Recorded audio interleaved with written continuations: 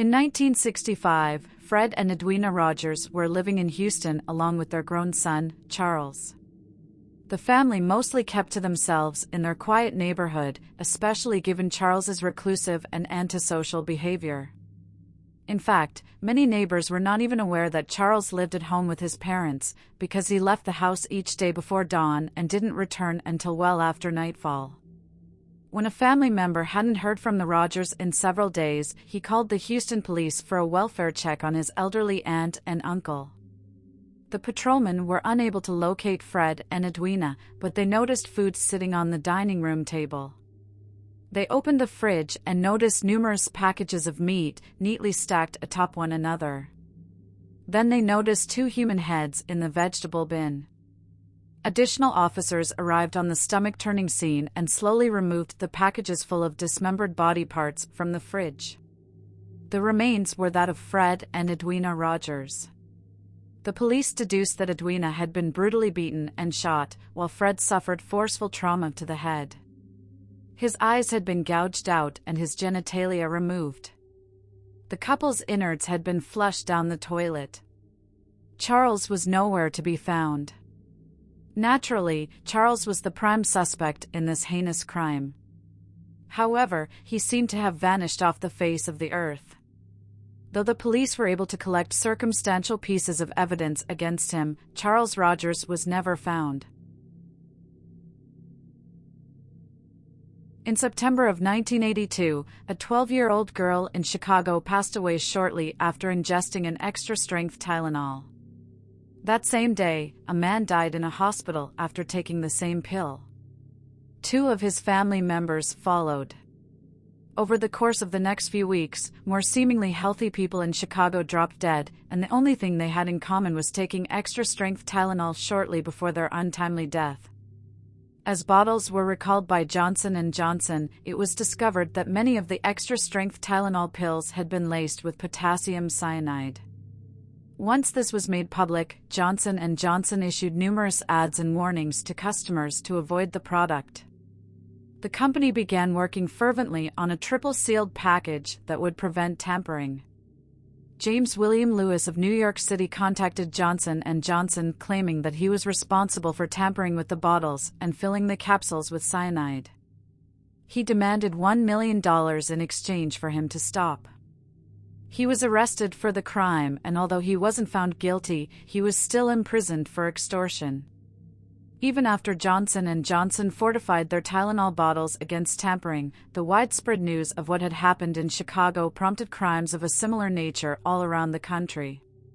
Several more people died from cyanide poison found in other over-the-counter medication. The Chicago Tylenol murders is one of the few true crime stories to spark real change in the country. The quality control of pharmaceuticals increased tenfold, as did the security of their packaging. Although the FBI didn't have enough evidence to convict anyone of the crime, it is widely believed that James William Lewis and his wife were indeed responsible. In the summer of 1977, 3 young Girl Scouts staying at an Oklahoma campsite were raped and murdered. The girls, Lori, Michelle, and Doris, were between the ages of 8 and 10. About 2 months before the murders, a camp counselor found a disturbing note in her belongings. The culprit promised to murder 3 children at the camp. Knowing that young campers enjoy telling scary stories around the campfire, the camp counselor dismissed the threatening note as nothing more than a prank, a decision she would come to regret. Early in the morning of June 13th, the girls' bodies were found in their sleeping bags out on the trail leading to the camp showers. The only evidence that their killer left behind was a red flashlight and a bloody footprint. The prime suspect in the Oklahoma Girl Scout murders was Gene Leroy Hart, an escaped convict. Hart had been raised about a mile from Camp Scott, and at the time of the murders he was at large after escaping from prison, where he had been serving time for burglary, kidnapping, and rape. A local jury acquitted Hart of the crime, citing a lack of evidence. However, Oklahoma police consider the case solved. To this day, no one knows if Gene Leroy Hart got away with murder, or if the true killer was someone else entirely. Either way, the girl's killer never saw justice.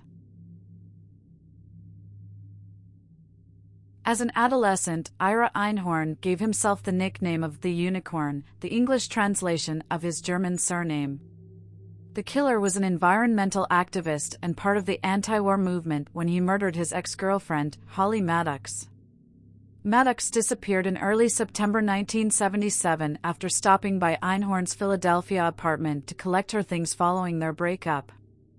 Several weeks after Maddox's death, police questioned her ex-boyfriend about her whereabouts, to which he stated she had disappeared on her way to the neighborhood co-op. 18 months later, after neighbors began reporting a rancid smell, police found Maddox's body stuffed in a trunk in Einhorn's closet.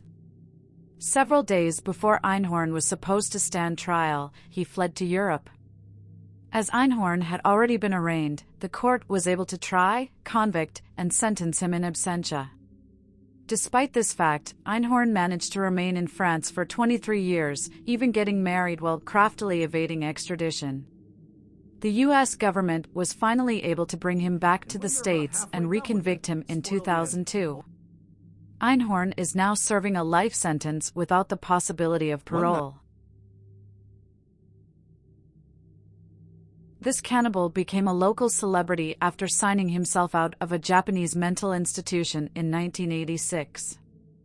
Issei Sagawa came from a wealthy family and had exhibited cannibalistic urges from an early age. At 23, he made his first attempt at eating human flesh, breaking into a woman's house to cut off some of her flesh. He was caught and charged with attempted rape. Later, he would move to France to earn his PhD in literature. It would be then, at the age of 32, that Sagawa would kill and eat his classmate René Hardevelt. He admitted to luring the 25-year-old Dutch woman to his apartment under the guise of working on poetry. He said he chose her for her beauty and health, two things he believed he lacked. After shooting her in the neck, he ate various parts of her body over the course of 2 days. He then attempted to dump her body, including 2 suitcases of her dismembered body parts, into a lake in the Bois de Boulogne, but was caught in the act. After being held for 2 years in police custody, Sagawa was deemed legally insane in French court and was ordered to be held indefinitely in a mental health institution. After being deported to Japan, he was declared sane by Japanese psychologists and so was able to sign himself out of care. An English-born Australian serial killer, John Wayne Glover, was known for preying on elderly women, including the widow of artist Will Ashton.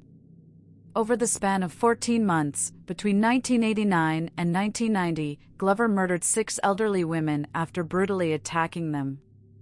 At times, he used simply his fists to attack his victims. With others, he used objects like hammers, his victims' pantyhose, and other instruments. Many of his victims were simply women he saw walking past him on the street, with whom he struck up casual conversation. In addition to attacking and murdering those 6 women, Glover was also accused of molesting and sexually assaulting several other elderly women. At his trial, a psychologist noted that while Glover was sane, he had a severe personality disorder, which may or may not have been connected to his turbulent relationships with his mother and mother-in-law.